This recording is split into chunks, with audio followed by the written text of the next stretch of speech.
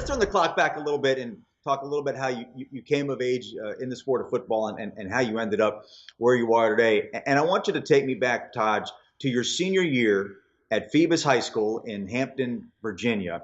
You won two state championships there, which most people know. But what I think a lot of people don't know is that you played your senior season, won a state championship with a torn ACL.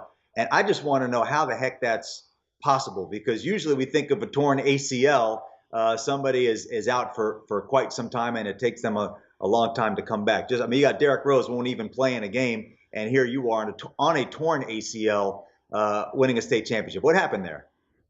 Um, looking back at it, I don't really know how I did it as well, but again, I've always been more of a team guy. Um, the individual accolades are all fine and cool, but at the end of the day, I step out on that field. And the reason I came back to school here for my senior season was because of my teammates. So it's all for those guys. And, we had worked really hard over the course of my junior season, that whole offseason, getting prepared for the last year at Phoebus. And, disappointingly, I tore my ACL in the third game of the season. It was a scramble, tore it on air. And, I had a situation, I had a pretty good dilemma, and I had to think about my situation. Was I really ready to go hang it up right there and just get ready for college? Or did I want to give it a crack and try to figure out if I could play on it? So I got a knee brace, strapped it up, and went out there and just tried to compete as much as I could. It was kind of a weird thing because one tweak here or there, and you could be knocked out the whole game. But at the end of the day, it wasn't something that I was really concerned about because I felt like I would have an opportunity to play at the college level. And I feel like, man, we had put so much work in as a team and as a unit. I didn't want to let my guys down in that senior season. And fortunately for us, we went out there. I didn't do anything more severe to it. And we got a chance to win the state championship. Went and played in the Army All-American game. Got MVP there. So it was just a special moment, and I was definitely blessed. Well, it certainly says a lot for your pain tolerance. I want to talk about your recruitment and how you ended up at Clemson, because it's a fascinating story. I think a lot of people forget. If I'm not mistaken, Taj, were you originally committed to West Virginia? I was. I was talking to Coach the other day. Boston College was my first offer, and around the end of my sophomore season in high school. But I had an accumulation of offers. Committed to West Virginia later in my junior season, getting ready for my senior year, and things just didn't work out the way I wanted them to over there. I wasn't really comfortable with the whole situation with the offense and the direction it was going. So I opened my recruitment up, took a visit to Tennessee. Loved Tennessee, loved Philip Fulmer, loved everything about Tennessee. From what I had heard, he was going to be the coach there for a while after that. And to my dismay, he got fired, I think, like 2 weeks after I had committed. Brought in Lane Kiffin over there, and it was a weird situation because here I am, firmly and solidly committed to Tennessee, and the coach was making calls to all the recruits, but I didn't necessarily get one, so I had to figure out who to talk to. I had a good relationship with T. Martin. He told Lane to call. I actually never talked to him. He left a voicemail, and he talked to my dad and pretty much was like, we'll honor his offer here, but I think I suggest you look elsewhere to go play because I don't think he'll have an opportunity to play here. So, that was a little disappointing because he never really got a chance to see me play in person and see what I was all about.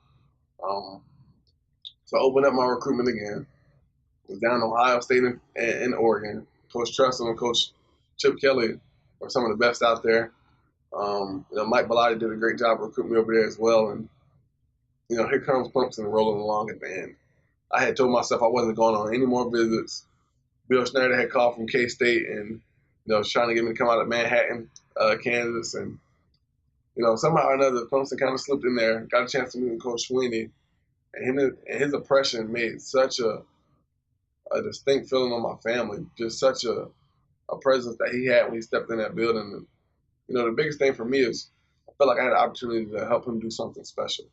He was the interim head coach at the time, just took over the job, and, I wanted to be part of something special. I was his first quarterback that he signed as a head coach, and that meant something to me. So, as you see, we rewrote a lot of the record books, a lot of history, but it's just been a pleasure playing here.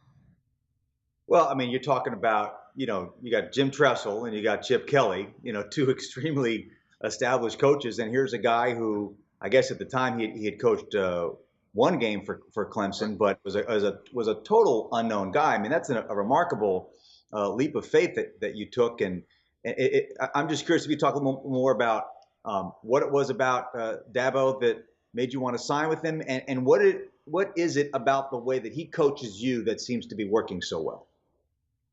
Well, if you ever got a chance to sit down and talk with him, you can kind of see how fascinating a guy he is. Really passionate about sports, really passionate about life in general, and just his vision and what he sees. You can almost see it yourself. You can feel it.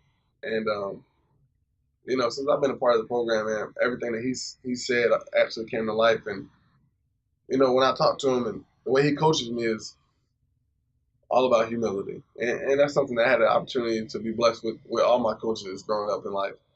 And he was going to push you really hard, but at the same time, nobody can work harder than you are, and nobody can expect more than you expect from yourself. So that's some of the things that he teaches.